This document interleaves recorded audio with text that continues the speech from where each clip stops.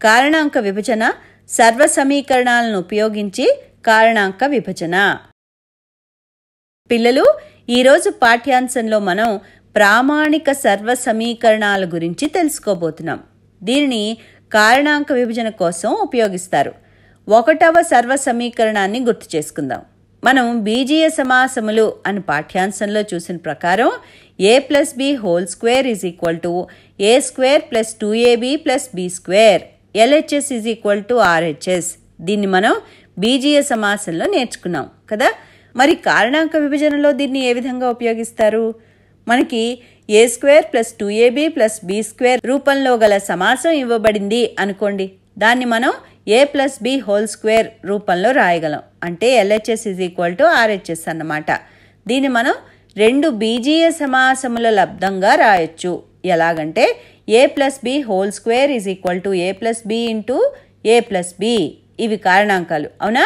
కాబట్టి మనకు పరిమాణం 2గా గల బహుపది ఇచ్చినప్పుడు ముందుగా దాన్ని a² + 2ab + b²తో సరిపోల్చాలి. అది దానికి సరిపోతే ఇక మిగిలినది చాలా సులభం. దీనిని ఒక ఉదాహరణ ద్వారా అర్థం చేసుకుందాం.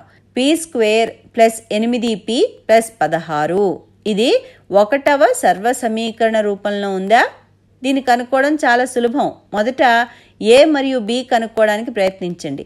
అవి వర్గ రూపంలో ఉన్నాయి కాబట్టి వర్గ పదాలు కనుక్కోవడానికి ప్రయత్నించాలి. ఇక్కడ చూడండి, p² మరియు 16 ఉన్నాయి. 16ని 4 స్క్వేర్గా రాయొచ్చు. కాబట్టి p² + 8p + 16ని మనం p² + 8p + 4 స్క్వేర్గా రాయొచ్చు. మనం సర్వ సమీకరణం తీసుకుంటే p² = a², 4² = b² అనుకుందాం. a p మరియు b 4. ఇప్పుడు 2ab రాయాలి. 8pని కారణాంకాలుగా విడగొట్టండి. మనకి 2ab పదం లభిస్తుందేమో చూద్దాం. 2ab = 2 × p × 4. కాబట్టి 2 × p × 4 = 8p. సో ఇక్కడ 8p = 2 × 4 × p గా రాయొచ్చు.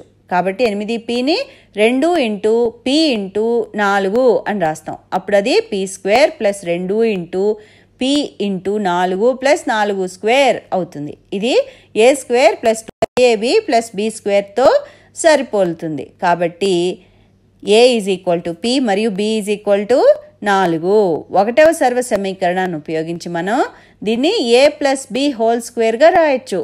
దీని విలువ అప్పుడు ఏమవుతుంది? p + 4². దీన్ని మనం p + 4 × p + 4 అని 2 కారణాంకాల లబ్దంగా రాయొచ్చు. కారణాంక విభజన యొక్క లక్ష్యం కూడా ఇదే. మరొక ఉదాహరణ చూద్దామా? 25m² + 30m + 9.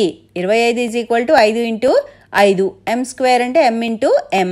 9 = 3 × 3. కాబట్టి 25m² మనం 5² × m² అంటే 5m² రాయొచ్చు.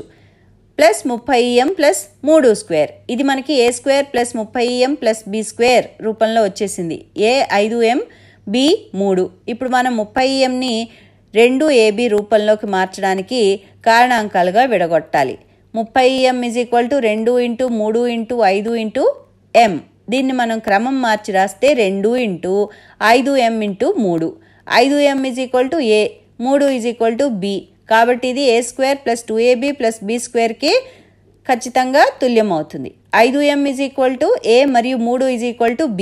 1వ సర్వ సమీకరణాన్ని ఉపయోగిస్తే దీన్ని a+b² రాయొచ్చు. అప్పుడు దీని విలువ 5m + 3² అవుతుంది. కాబట్టి మనకి 1వ సర్వ సమీకరణము వంటి బీజీయ సమాసము ఇచ్చినప్పుడు దాన్ని a² + 2ab + b²తో సరిపోల్చి మొదట a మరియు bని కనుక్కోవాలి. అంటే వర్గ పదాలు కనుక్కోవాలి.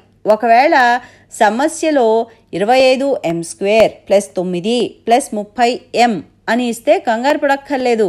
25m² మరియు 9లు వర్గ సంఖ్యలు కాబట్టి 9ని కుడివైపు రాసుకోవాలి. లేదా 9 + 30m + 25m² ఇచ్చినా కూడా ఇదే విధంగా కారణాంకాన్ని కనుక్కోవచ్చు అన్నమాట.